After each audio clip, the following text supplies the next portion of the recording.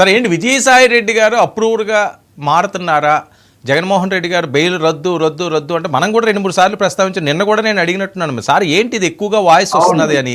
మరి ఆయన ఏమైనా ఈయన ఆడిటర్ కదండి, ఆయన ఫ్యామిలీ ఆడిటర్, ఎప్పుడో రాజశేఖర రెడ్డి గారి దగ్గర నుంచి పూర్తిగా లావాదేవీలన్నీ తెలిసిన ఏటివ్గా ఉన్న వ్యక్తి. అవును అవును. అంటే ఇక్కడ సందేహం వస్తుంది వర్మ, ఈయన అప్రూవర్ గా మారబోతున్నారా లేకపోతే ఈయన బీజేపీలోకి వెళ్ళడం అనేది ఒక విధమైన పొలిటికల్ ఫిట్ లో దీంట్లో ఏమన్నా ఉందా అని సందేహం కలుగుతుంది.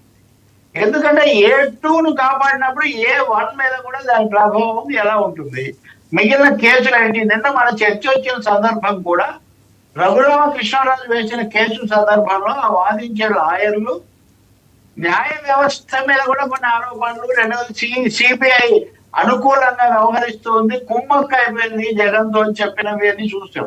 రెండో వైపున మనం భారత 10 రోజుల నుంచి చర్చిస్తున్నాం ఎన్డీఏ కూటమిలో వస్తున్నటువంటి కొన్ని రకాలైన అంతర్గత పరిణామాలు.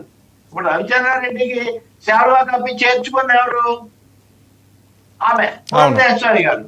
వీళ్ళలో చాలా మంది టీడీపీకి ఇష్టం లేదు, వైసీపీ కీలక వ్యక్తులను జనసేన బీజేపీ చేర్చుకోవటం, కానీ ఆగడం లేదు.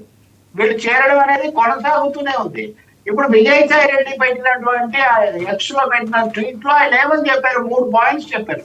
ఒకటి, సరే జగన్మోహన్ రెడ్డి భారతి వాళ్ళ కృతజ్ఞతలు నాకు అవకాశం ఇచ్చారని చెప్పారు, కానీ రాజ్యసభకు రాజీనామా ఇవ్వడంతో ఈ బంధం అయిపోయినట్టే కదా, ఇక వాళ్ళు ఇచ్చిన పదవి వదులుకున్నాడు కాబట్టి ఇదేం చేయలేదు. కానీ 9 ఏళ్ల నుంచి నాకు చాలా అండగా ఉన్న అమిత్ షాకు మోదీ గారికి పూర్తి కృతజ్ఞతలు అని చెప్పారు. మొదటిది బీజేపీ ఆశీస్సులు. పవన్ కళ్యాణ్ నాకు ఎప్పుడు సన్నిహితుడు, నేను ఎప్పుడు దగ్గరగా ఉన్నాను అని ఒక రెండో ఇండికేషన్ ఇచ్చారు. చంద్రబాబుతో నాకేం పెద్ద తగద లేదు, రాజకీయంగా తప్ప మాట్లాడడం తప్ప అంటారు. నిజానికి ఏ భాషలో మాట్లాడారో అందరికి తెలుసు.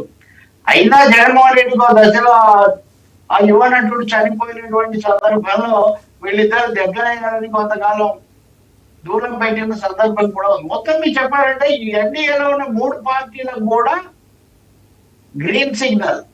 బీజేపీ మీద గౌరవం, పవన్ కళ్యాణ్ తో స్నేహం, తెలుగుదేశంతో సాధారణమైన సంబంధాలు. కాబట్టి ఎన్డీఏకు రీచ్ అవుట్. మీరు అన్నది వ్యవసాయం చేస్తానని, రాజకీయ వ్యవసాయం అనేది సందేహం కలుగుతుంది. రాజకీయ సేద్యం అయితే చేస్తాడు, ఎందుకంటే ఆయన వృత్తిగతంగా వ్యవసాయాన్ని కాదు, చార్టెడ్ అకౌంటెంట్, చాలా మంది విషయాలు తెలిసిన వాడు. తాత్కాలిక విరామం తీసుకోవచ్చు, అందులో ఏమి సందేహం లేదు. ఎప్పటికీ రాజ్యసభకు రాజీనామా చేశాక కొంత వ్యవస్థ అయితే తీసుకోవచ్చు, కానీ ఆయన బీజేపీతో ఉన్నారు, బీజేపీతో ఉంటారు. చేరతారు చేరరు, కనబడతారు కనబడరు, ఇది మనం ముందు సమయాన్ని బట్టి మనం చూసుకోవచ్చు. కానీ పూర్తిగా వాళ్ళకి తెలిసి వాళ్ళ ఆమోదంతోనే ఈ పని జరిగింది అనేది మటుకు మనం ఒప్పుకోవాలి. తెలుగుదేశం పార్టీకి ఇది ఏమంత సంతోషం కలిగించే పరిణామం కాదు.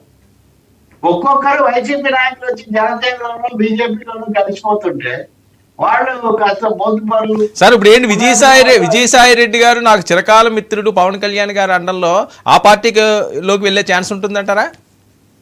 మీకు సందేహమే ఉంది వర్మ, నిన్న మీకు చెప్పిన దాంట్లో అది ఉంది. అంటే బీజేపీయా జనసేన అని ఇది వాళ్ళిద్దరి మధ్య అండర్స్టాండింగ్. అంటే అసలు మనం 3 పార్టీలు నాయకత్వం వహిస్తున్న తెలుగుదేశాన్ని కాదని ఈ 2 పార్టీల గురించి మాట్లాడుతున్నాము అంటేనే కొంత రాజకీయం మొదలైందని మనకి ఇక్కడ స్పష్టమవుతుంది. సో పవన్ కళ్యాణ్ నేరుగా ఇప్పటికిప్పుడు తీసుకోకపోవచ్చు. బీజేపీకి అలాంటి సెషన్ ఏమీ ఉండవు. ఇప్పుడు అయోధ్య రామిరెడ్డి కూడా బీజేపీ వైపే ఆయన చూపు